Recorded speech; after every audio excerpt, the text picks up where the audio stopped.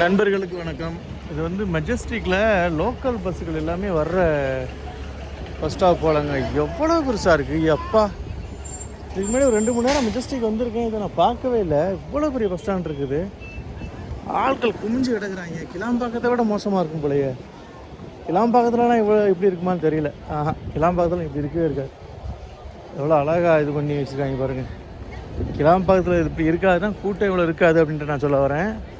Local பஸ்ஸுகளுக்கு இங்கே கிளாம்பரத்தில் காலையில் சாயங்காலம் இந்த மாதிரி தான் நிறையா இருந்து நான் பார்த்துருக்கேன்.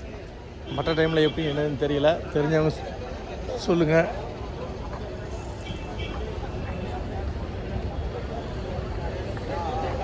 சரியான கூட்டமாக இருக்குங்க பஸ்ஸு. எத்தனை பஸ்ஸு வந்தாலும் அப்பளத்தில் ஏறி உட்காந்துக்கிறாங்க. பாருங்க, சாம்ராஜ்பேட்டை போகிற பஸ்ஸு கூட்டத்தை பாருங்கள். அது அபாய ஒலி எழுப்பிக்கிட்டே வருது பாருங்கள். எவ்வளோ நடுவில் நின்னா செத்தான். எல்லாம் அபாய ஒலி தான். அவ்வளோதான், ஃபுல்லாகிடுச்சு சாம்ராஜ்பேட்டை. இது மேலே போகணுன்னா ஸ்டாண்டிங் தான். நீங்கள் ஃபுல்லு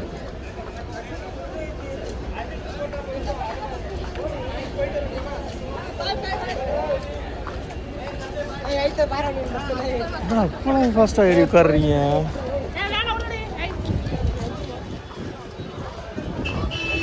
இங்கே போய் பார்ப்போமா இங்கே என்ன பஸ் இருக்குன்னு.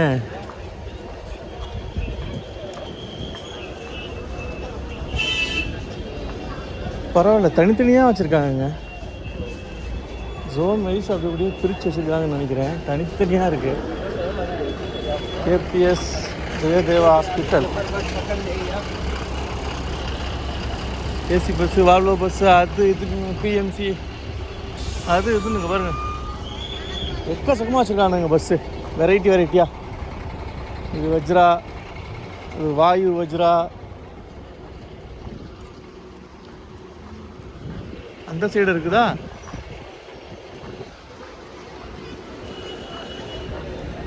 சுற்றி வந்துக்கிட்டே இருக்கலாம் போல் பஸ் ஸ்டாண்டை.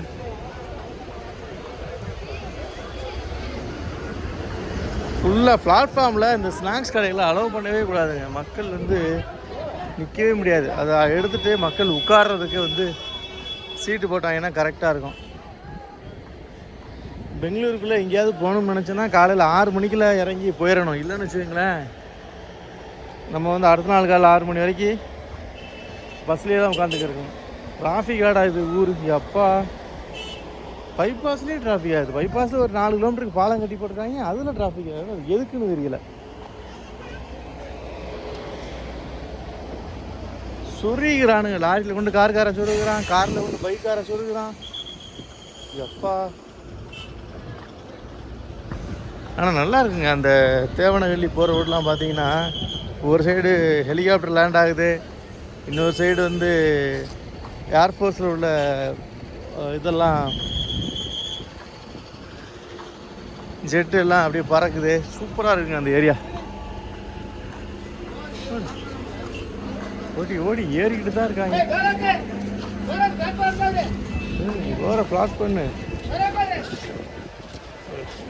கடை தான். இந்த கடைகள் நிறையா இருக்கிறது தான் இங்கே வந்து கூட்டத்தை பாருங்க.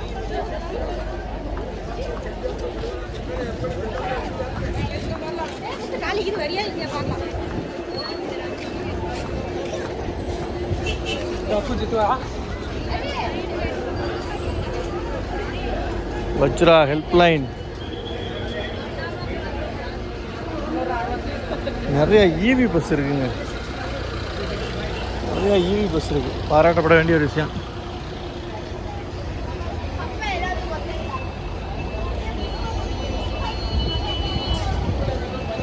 பிளாட்ஃபார்ம் நம்பர் 6, 7, 8 எத்தனை வரைக்கும் இருக்குன்னு தெரில. கிட்டத்தட்ட 31, 48 வரைக்கும் இருக்குதுன்னு நினைக்கிறேன். இது 31. நிறையா இருக்குது பிளாட்ஃபார்ம் நம்பரு. எல்லாம் மொத்த கர்நாடகாவும் வேலை தேடி வந்துச்சுன்னா பெங்களூர் தான் வரும் போல். அவ்வளோ கூட்டம் நிற்கிது பாருங்க. ஏறாத பாருங்க.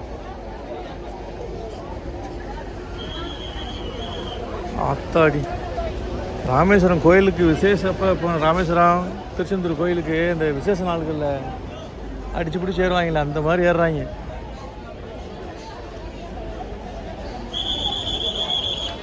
சாட்டர்டேனா இங்கே ஆஃப் டே நினைக்கிறேன் ஆஃபீஸஸ் எல்லாமே, அதனால் இந்த கூட்டம் ஏறுதா இல்லை சாட்டர்டேனா வெக்கேஷன் வருவாங்க அதிகமாகிடுறாங்களா ஒன்றும் புரியலை.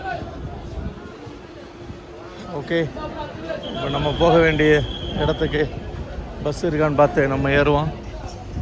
யாராவது இந்த மெஜஸ்டிக் இதுக்கு முன்னாடி வந்து பஸ்ஸு கிடைக்காம போக வேண்டிய இடத்துக்கு போக முடியாமல் திண்டாடி இருந்தீங்கன்னா கமெண்ட்ல சொல்லுங்கள்.